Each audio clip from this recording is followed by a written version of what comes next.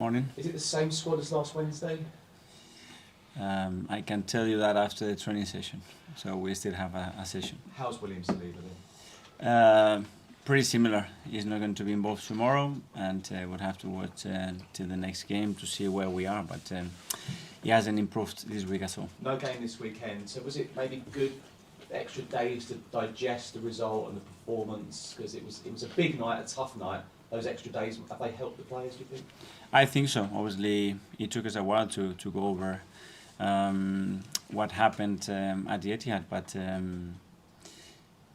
we don't want to accept that. But you have to recognize that on the day when they took to the game to a different level, we didn't reach that level, and they were better than us, and they deserve to win the game. How do you see it now? Win every game, then we'll see what happens? Win tomorrow. That's what we have to do. And within the disappointment and the spirit around it, two things. The first one, recognize what a lot of people has done at the club to get us back into the Champions League. It was already a difficult thing to achieve, and not a lot of people was very optimistic that we had the ability to do that at the start of the season. So first of all, recognize all the good work that a lot of people has done to achieve that. And the second thing, that is what I like the most, is that even achieving that with 6 games to go, something I don't think has happened in more than a decade at this club, we're still not satisfied, and we're still upset, and we want more. So we want to be the club that we want to be consistently with the best. That's the mentality that we need, and that's what I loved more the last few days. You sound incredibly proud of them, because people usually just after the back of the defeat look at the players and you've lost this lead, you've lost this lead. You're looking at it another way. You're proud that you've got them this far. We're approaching May and you're in this position. Yeah, because we have achieved what it was difficult to achieve, and we can still achieve the Premier League, because it's 5 games to go, and a lot of things are going to happen still. What we have to do is forget about what happened last week, learn from it, and move on into the next game with a full tilt at home with our people, London derby, and put things right. 247 nights top. What does that mean to you, or is what's important is where you are at the end of the season? How many is 200? 247. So tomorrow 248. This is what I want. Win tomorrow and be at the top. It's been unfair, isn't it, with criticism, isn't it, when you get that?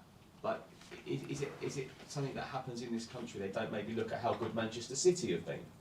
I don't think it's unfair. It's football. We are Arsenal Football Club. We have to be here to win every single trophy. This is the demands. The reality, what happened in the last 15 years, that's not the reality. But the demands have to be there. So the thing that I like the most, again, I repeat myself, great, we are in Champions League, and everybody is still unsatisfied with the situation. And this is what we need if we want to move forward as a club and as a team. A couple of drop points before, then you went on a great run, those wins at Villa and Leicester. Is that what you look to now? This is what you need to do? Yes, it's at the end, it's find a way to win, but our way to win is being consistent the whole season, is playing well, being better than the opponent, being dominant, and we have to do that tomorrow night to beat Chelsea. Finally, later Arsenal women plays the Champions League, Yeah. a full house. I mean, when you signed your new contract, you and Jonas signed it together. Just talk to me a little about that, how proud you are about that as a football club.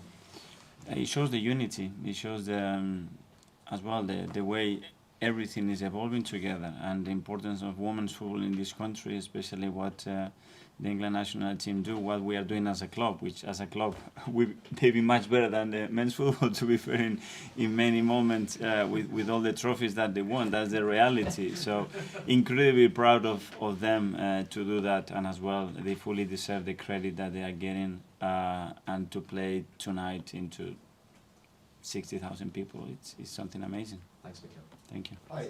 Obviously, you sound still very focused on what you've got left to do in this season, but how do you then keep that to the players as well? Because obviously they were in the middle of the game on Wednesday night, and it's difficult to try and keep them grounded. It is difficult, but in sport you have to accept the reality. And when a team is able to take the game to a different level, and you are not able to step to that, you have to recognize that there's still work to do. And don't get confused, and be very humble, recognize what our strengths are and what our weaknesses are to be better.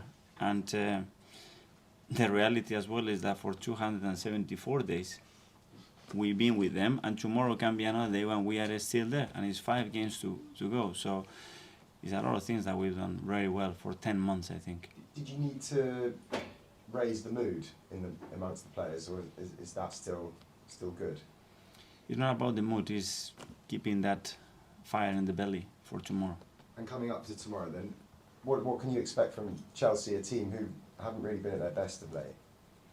And they're going to try to come to the Emirates to beat us. They have a great manager, exceptional players, very difficult to predict what they're going to do because they can play in various ways with different players and different qualities as well, and we're going to prepare the game to win it. That's it. And just lastly then, does it then feel like the pressure maybe on you and Arsenal has changed maybe now after the game on Wednesday? Now it's not in our hands, and what is in our hands is to win our games. That's what we're going to try to do, and the rest is down to City. Hi Mikel, you say there it's not in your hands, which it isn't.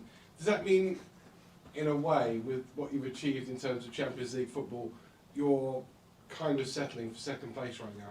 No. I already mentioned it, yeah. In terms of that then, you're obviously hoping that City slip up somewhere along the way. What did you see last week that would give you hope that they have an Achilles heel? How tough it is to win every single game. It's not something that I saw last week, it's what I see in 9 months. If not, they would have won every Premier League game, and they haven't. When you look back on the last couple of weeks, how key do you think the injury to William Saliba has been? I don't know. Very important player, but I don't know how to quantify. I don't know how to quantify that Gabriel Jesus has been out for 4 months, Eden Ketia for 3 months, Emile Smith-Rowe for 4.5 months, Kieran Tierney out for a few weeks, Tomiyasu as well for 3.5 months, maybe now 6 months. This is football. As has already been alluded to, Chelsea arrive tomorrow, not in a great place this season. They've had a season of turmoil, but clearly they'll be up for it because it's a London derby. How aware do you have to be that you can't take their recent form for, you know? We already spoke about it. It's going to be a very different game. It's a London derby. They have something to prove. We have something to prove. The atmosphere is going to be incredible to play in that stadium, and we're going to have to be at our best again. And finally, off back of last Wednesday, if there's one thing you could go back and do differently, what would it be? Win. Hi Mikel. That first training session after the City game, were they straight back on it? Were you proud of the players' reaction, or did you and your coaching staff have to pick them up a little bit? They didn't need much, you know. They knew the disappointment was across the club. I think everybody, our supporters, our people, our staff, our players. It was a big night, and we didn't produce the performance that we wanted, and we deserved to lose the game, and we have to move on. But I think it was a good reality check as well. In the way that they stepped up the level, we could not reach that level. But a reality check as well that you have a step to that level for 10 months. So believe in what you do because you are so good as well. You talked about still being in the fight for the Premier League title, of course, but if you didn't win it, the way you talk about your players and their unity and things, you strike me as someone who'd still be incredibly proud of the season you've had, even if you didn't come to win the league. Yes, but that's what I started saying, that I'm incredibly proud and thankful for everybody has contributed to bring Champions League back to this football club. With 5-6 games to go, something that hasn't happened in over a decade in this club. So congratulations and thank you so much for everybody's contributed with that. And thank you for still being upset and not accepting that Champions League is enough and we want more, because this is what is going to demand to get what we want. You talked earlier about making sure you progress next season. When you look at Chelsea and the good players they've got, is that a lesson also that things have to be managed properly? Because you look at the drop-off they've had this year, you've got to be at your top every year to make sure you stay where you are. We're going to look at what we can do and what is the best strategy for us to move forward, to improve, to reach the level that that we want to reach. And again, it's going to be a very competitive summer and window, because now they're going to be 8 to 10 clubs with huge capacities to improve, and we know that. Hi Mikel. No, we've spoken about the 10 months or 247 days of what your team's done a lot well in terms of, I think, composure. It's probably the word I'd use. That's kind of gone in the last few games. How do you go about kind of getting that composure back? How did you maybe do that when you were a player? Because that composure a lot of times is related to moments, and a moment can change whether you use composure or you lost it and you could not cope with the pressure. And we have very important moments that we have nailed that moment and has given us 3 points, and other moments that I will stand that you put 3-1, the game is over and you don't do it. When you are at Anfield, or when you are at home and you concede the goals that we concede. But this is football as well, and sport is part of that. It's the key moments are what defines at the end whether you win or not. And in the last week, we have missed that piece. Is that more of a individual thing or collective thing? A bit of both, I think. Okay, when you analyse Chelsea, what do you think's gone wrong for them this season? Where do you think the weaknesses are in their team? I don't know. That's for them to analyse, not for me. I mean, it's often sort of said spending money, buying players is seen as the solution to everything, but is what has happened to them an example of how you need a lot more than just opening the chequebook up to actually make a successful team?